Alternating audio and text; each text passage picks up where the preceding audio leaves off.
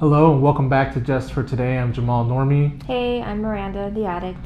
and today we want to talk about Why I used. yeah. And to start it off, we got a little scripture, and it goes, Proverbs 2:15. Their paths are confused, they get lost on their way. all right, that was a good scripture. Jumping right into it. So you want to give some of your story as to what you started using? Yeah, actually. So before it became like full-blown addiction, you gotta go far back to, I guess when I was 10, like 10 to 12 years old, that's when I dabbled into the marijuana. Just, not for fun, but yeah, just for fun, hanging out with friends. We would smoke weed. And I was also a very shy and introverted kid, so I had a lot of insecurities. So of course, maybe I easily, just followed along with everyone else. But it was no harm. We were just, doing it for fun. Let's see. Then when I was 17, that's the first time that I tried speed, meth. Again, it was just for fun, hanging out with friends. I didn't even like it because all it did was just keep me up. Literally, it didn't give me a high or anything. I just stayed up all night. Then soon after that, I got pregnant with Isaac, and I was clean during that whole time. And I had Isaac, and then after I had Isaac, I had to be an adult. I was a mother at this point, so I had to do responsible things. Now, let's backtrack a little bit. I was so shy and introverted that I didn't even know how to order a pizza over the phone. I would have like a panic attack just, using the phone and speaking to a stranger. So when I had Isaac, I had to do things that, whether I liked it or not, I had to be an adult. Going to doctor's appointments, getting shots, and registering for certain things. So again, I was an introvert. I didn't have confidence. I didn't have self-esteem. I didn't have any of that. And for whatever reason, I used meth for it. Meth gave me that boost of energy. Meth covered that fear of mine. And so I remember when Isaac, I was a single mom, so I had to go to work. I would do everything on my own. I was working nights. So I would go into work at like 5, 6 o'clock and get home at 12 o'clock and have to go pick up Isaac and come home. And then in the morning, I wanted to make sure I was awake and, there for him.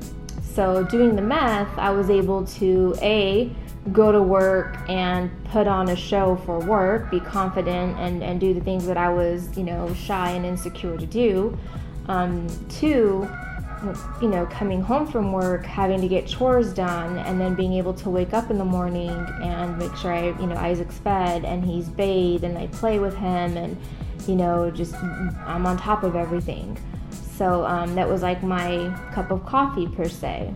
But, I was like super mom. I did everything. I was there. We did games. I was just that super mom. Then it slowly turned into, okay, well, I need it to function. Like, if I didn't have the drug, if I didn't have meth, my body was craving it. I would fiend for it. And so then it turned into, I'm just chasing the drug. Yeah, I was taking care of Isaac, and I've always took care of him no matter what. But behind the scenes, I was constantly just chasing my next high. Whether whoever I was with or what we were doing, it was just all about getting that next high, getting that next fix, the next where we're going to pick up from, and things like that. So long story short, basically I used, to cover up my fear and my anxiety and all the things that I thought I couldn't do without it. So then it became an addiction. So then once I was doing that for 5+ years, it was just part of who I was. But it was behind the scenes. Nobody knew I did it. I had a double life. I was a single mom. I was, doing it all behind the scenes and making sure that I, took care of Isaac, but I was still facing that, chasing that drug. Yeah. It's crazy because, so basically, this is something that's bad and negative, but the devil will try to turn it and make it seem like it's positive, right? This drug is damaging you in ways that you don't even know, that we still don't even know the long-term effects of it, but it's giving you what you need to function, right? And that's kind of how it works. It's crazy. So just like the scripture is saying, you get lost on your way. You know, you start off in a place, you think you're doing something for fun, then it leads into you having to do it, and then you making excuses for why you're doing it. Your path gets confused on the way. You know, things get, you start off here, and all of a sudden you're way out here. You know, and that's kind of what happens with addiction. Yeah. Not realizing that's the devil. You know, the devil just, you know, pretending that it's all, you know, sunshine and glitter, and then that's how he gets you. You don't realize that you're slowly becoming addicted to this drug. Yeah. And that could work with so many other things, though. Don't get confused or get it twisted. It's not just drugs that this can happen with. This can happen with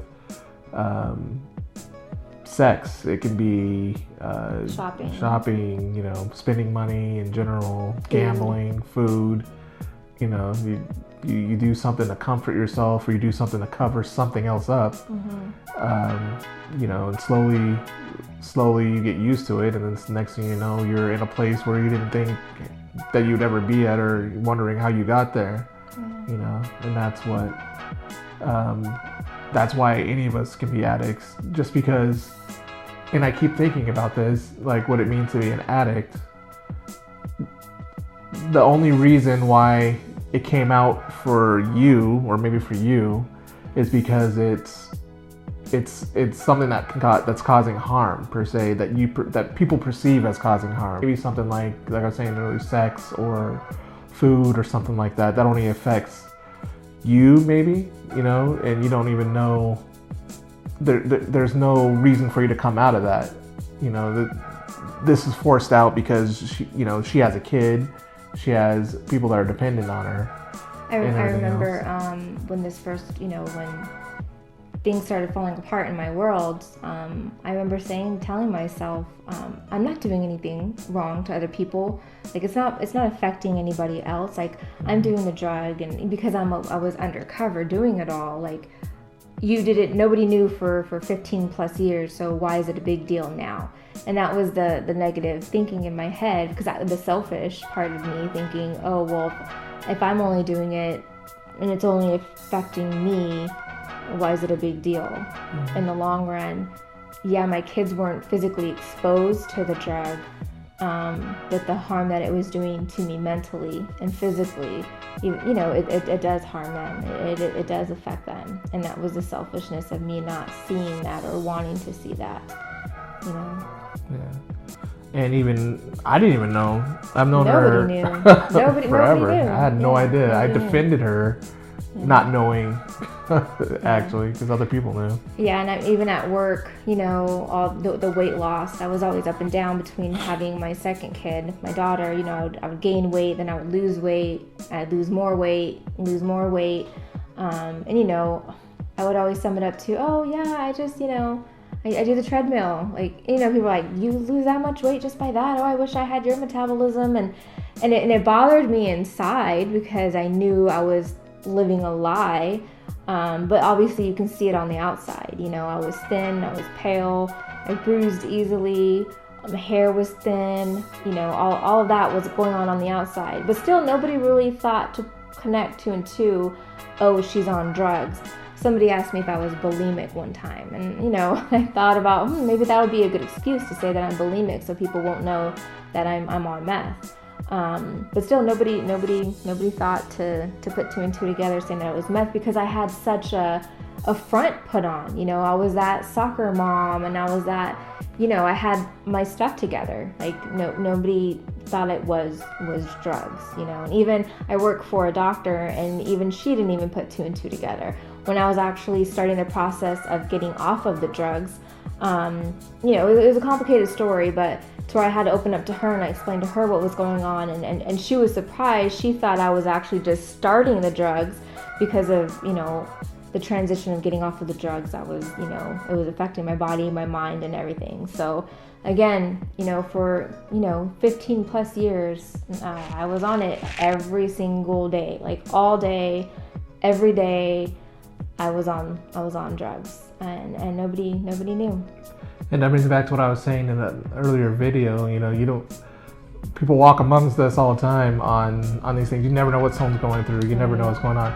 And now looking back, I see the signs, but because I've never had to deal with somebody on a personal basis where they were using drugs, to the extent that she is, now I see the signs, but why would I think you're on drugs? Why would anybody think that? You're functioning, you're not, in my head, a drug addict looks like, teeth crooked, bags under their eyes, scratching, doing the whole, Tyrone Bigham thing, but that's not what it is. You have this picture in your head, but that's not. And I was so in my head. I remember when I was always on the drugs, I always thought everybody else was on drugs. Like, oh, they're that skinny, oh, they must be on meth, or how can they do multiple things, like who can multitask without being on drugs? And because I was on drugs, just like how they say a cheater always accuses their other significant other of cheating when they're doing the cheating. By me being on the drugs, like I thought everybody else was on drugs, because who can function? In my head, I was thinking, who can function without the drugs? Because I couldn't, because I was doing it all the time. And so yeah, it definitely messes with your head.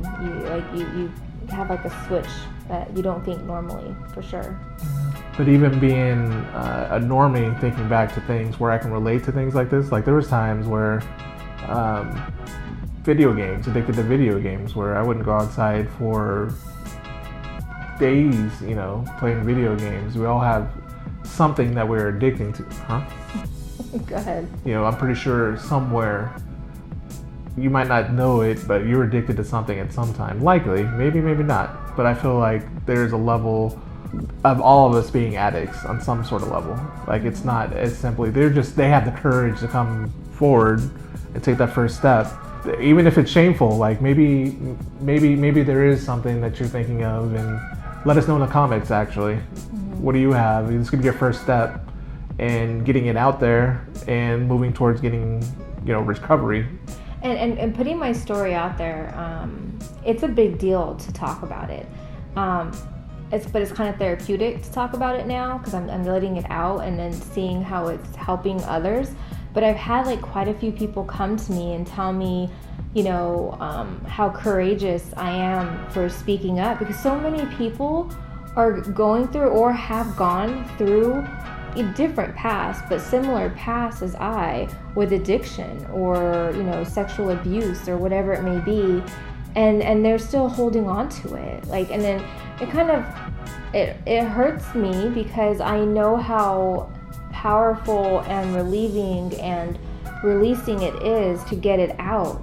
So there's a lot of you and a lot of people out there who have recovered, but they're ashamed. They're ashamed. I'm ashamed. I'm ashamed, Well, I was more ashamed, but now it's just part of my story. But there's a lot of people out there who, they don't talk about it. It's something that they've been through. They don't want to admit to it, and they just keep it there. They just keep it there. But that's part of the addiction part, is not healing through it. You have to heal through all of the stuff that caused you to be in that dark place, So I'm just wanting to speak out to you guys, let you know that there is hope, and you do have a chance to recover. But talk about it. If more of us talked about it, it wouldn't be so you wouldn't be so shameful to talk about it. It's like we always want to cover up sexual abuse, child abuse, all those little things that have happened to us as a child that eventually may cause us to actually do drugs, and if it's not such a forbidden thing to talk about, we'd be able to help a lot more people. It's more, you got to get outside yourself. Yeah. But again, if I did drugs, if I had something like that, if I really thought about it, I probably have something somewhere. But when you hold on to these sort of things, it really eats you inside. Yeah, you have to release it, and But you take that first step, and the first step is admitting. You admit what happened, and then you feel a little bit better. And then the more you talk about it, the better you feel, and so on and so forth. Because if you don't talk about it, that you're more at risk of relapsing or continuing to do the same cycle over and over. Right. You know, you're holding on to those same demons inside. Yeah, the idea is to change. Yeah. That's the first thing. So again, leave us a comment and below. Let us know what maybe your thing is. Maybe this will be your first step to recovery. You know, whether it's small or big, it doesn't have to be something big. But if it is something big, then hey, you know, you're just that much closer. Yep, agreed. So to follow up on, you know, your path getting confused, I was on a very confused path. But from the grace of God, I found the right path that I'm supposed to be on, you know. So even though you go through a dark path, that doesn't mean that you're not going to find light at the end of the tunnel. So, you know, just finding your God and will get you on the right path. Because I'm no longer confused. You know, I was confused for a very long time, and you know, for 15 plus years, I was on a very negative path, thinking, oh, I'm doing everything right, when I was doing everything wrong. So I was very confused. My path was very confused. But I found God, and now I'm on the right path. All right. Well, thank you for joining us for another one on Just for Today. Be sure to leave a comment below. Let's have a discussion. That's where we're headed. But remember to keep coming back. Stay clean. Bye. Bye. Ready? What are we talking about? What's the title? Say it the line. Let's see what. Their paths are confused. They get lost on their way. I have to do that again though, because I left on the board. Proverbs 2:15. Starting over? Yeah. All right. Ready? Ready? Scripture. So. Is that all you have for it? That's your entire. So just like the scripture, or even dang it, I lost my train of thought. Hold on. What was it? But huh? I was gonna go. Oh wow. To the thing. You ruined it. Well, you whispered. I'm gonna whisper. It's gonna get edited out anyway. Anything else? That's it. Yeah. Let's see.